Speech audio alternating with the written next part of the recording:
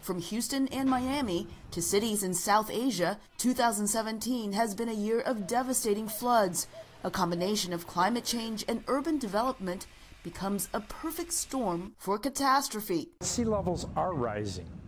They've risen almost 9 inches in the last century. We're living in a warmer world.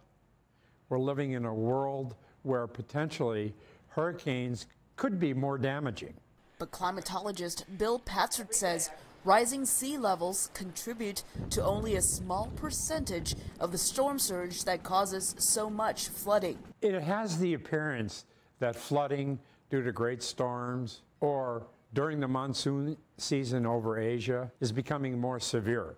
So what's really happening here is that the population of the planet, especially along the great river valleys of Asia and along the coast, for instance, of the United States, we tend to migrate towards the coast.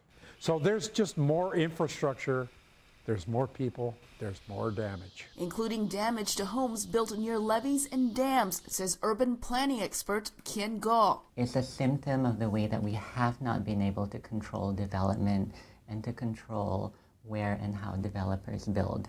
Architects and urban planners say many cities in potentially flood-prone areas should rethink how they are built and their relationship with water. Many urban designers have acknowledged that leaving out natural systems is actually a big problem. And the reasons why these cities are flooding is because we have taken away wetlands, we have paved over rivers, we have largely ignored the interaction between physical and natural systems.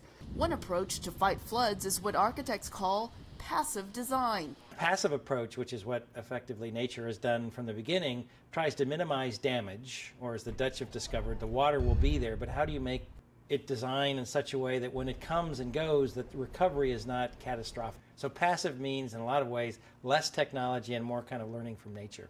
For instance, we could design for more parks that for most of the year would be just lovely parkland that you can play with your kids or just visit. And in the once or twice a year events where it does flood, it's fine. It's a field, it'll flood and it'll come back. Gaw says studies show spending money on redesigning and planning a city will show long-term positive results in future rain events. But planners say since local officials determine how a city is built, it will be up to them to decide how to rebuild after a devastating flood and where the money will come from. Elizabeth Lee, VOA News, Houston.